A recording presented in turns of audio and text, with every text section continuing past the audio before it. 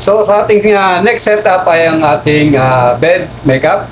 At simulan siyempre tatanggalin natin yung ating mga bed cover, yung ating comforter, yung ating unan at saka yung ating first sheet, second sheet at saka yung bed pad. So meron tayong apat na gagawin lang dito. So nga yung sinabi ko, yung bed pad, first sheet, right side, second sheet, wrong side, and then last ay ang ating comforter. So sundan nyo lamang po, paano tikupin. Unahin natin ang comforter.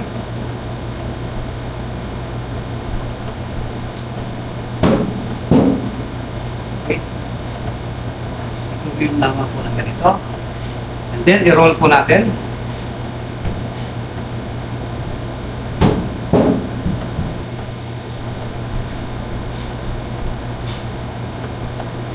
Next, yung atin yung unan. And then, yung ating second sheet na wrong side, tanggalin natin.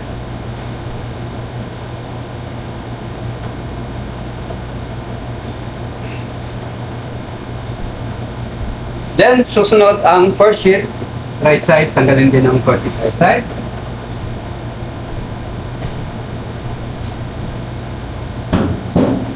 Okay. At kung titiklop naman po, hawakan lang dito sa may center, sa may laylayan, and then dito sa gitna. Then, itong sa may heading.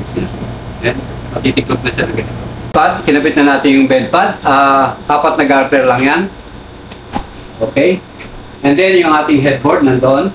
So, hilahin lang natin yung kama. Yung ating mattress. Then, ayusin. Okay. Then, kunin natin yung ating first sheet. So, ito yung ating first sheet right side. Sa mga hindi po nakakaalam, yung ating first sheet ay right side. So, malalaman mo dito sa ating tahe. So, ito yung ating right side. Ito yung ating wrong side.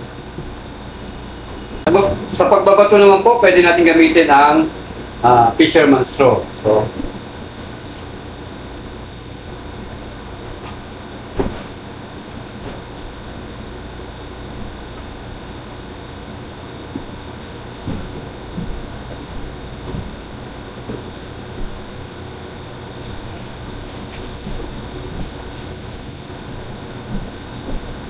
ikutan po lang natin kung tama ba or equal ba yung pagkakalagay natin sa ating linen. Yan. Tingnan lang po natin. And then kung equal na siya, left and right, and then yung ating footings at saka yung headings dapat parehas din. Then, tanggalin po natin yung lukot. So sa paghahagod naman ay ganito lang ang paggamit. Nakataob yung palad. Then, tanggalin lang yung lukot na yan pag may mga lukot. Then, luhod po tayo. Insert na natin yung sa may bandang ulunan.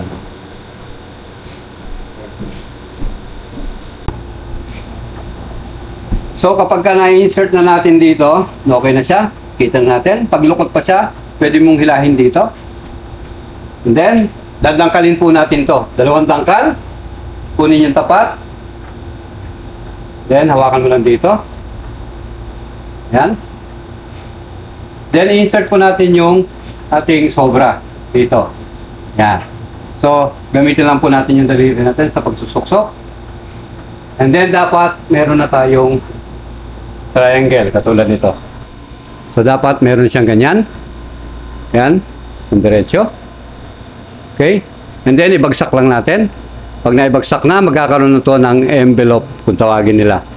Okay. So, ito po yung ating miter, no? Yung 45 degrees. Then, suksok lang dito.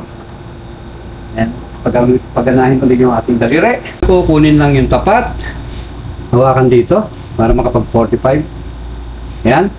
And then, yung ating sobra, tuck in lang natin. Yan. Pag natake na, ibagsak mo lang. And then, yan. Okay. Next natin ilalagay ay yung ating second sheet wrong side. So, dito naman hahanapin natin kung nasaan yung kabaliktaran ng ating sheet. Ano? Yan.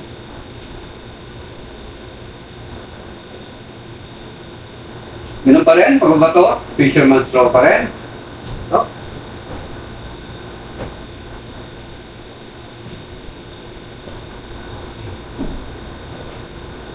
So, dito naman sa bandang ulunan, so dapat nasa edge lang yung dulo ng ating sapin, itong bedsheet natin. So, yan. Dapat maging equal din to, left and right.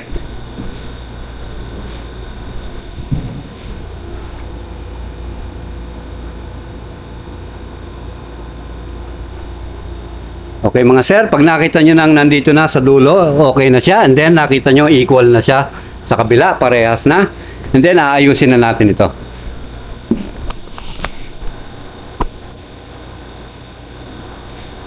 Okay, ilahin lang dito sa dulo.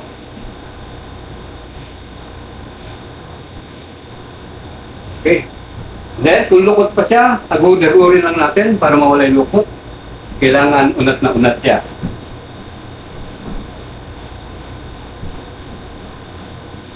Okay? So, unat siyang lukot. And then, pagdating naman dito sa may ating headings, so ganito yung gagawin natin. Okay. So, tiklupin lamang natin ng ganito. Yan. So, dito estimated is dapat mga 20 inches or isang dangkal mahigit para lang kumasya yung unan mamaya pag inilagay na natin. So, ganyan na siya. I-fold na natin. Dalawang fold. Okay. And then, sa pag-fold natin, hanapin lang natin yung dulo. Ito yung itatakin natin dito. So, ito. Ganun din sa kabila.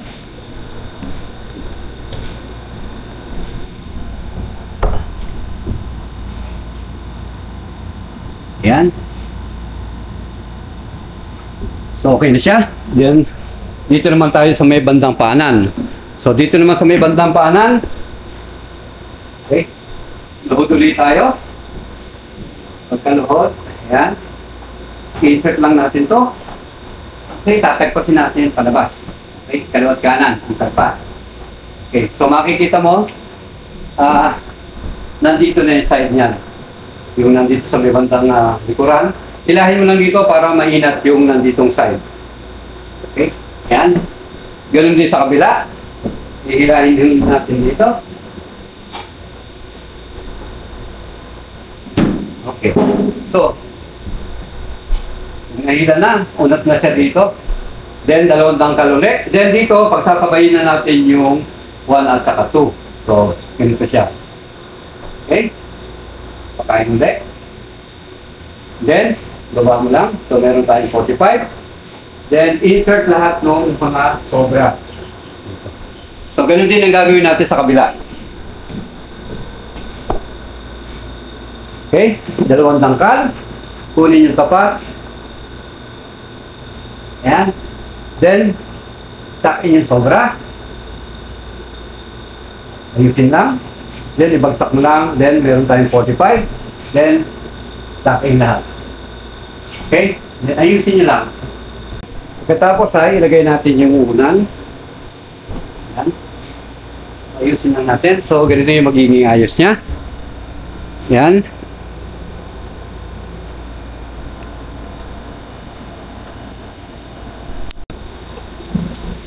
Pag nailagay na yung unan, next ay yung ating comforter. So, ganito yung paglalagay ng comforter. So, kung paano natin tinanggal kanina ito, ganun din natin ibabalik.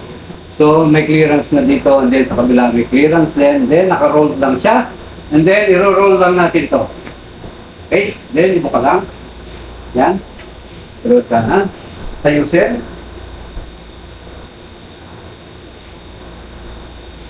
Okay. Then, kung lukot, medyo hagurin ng konti para mawala yung ating lukot, para maganda sa tingnan. Okay? So, ito yung ating bed setup. Okay?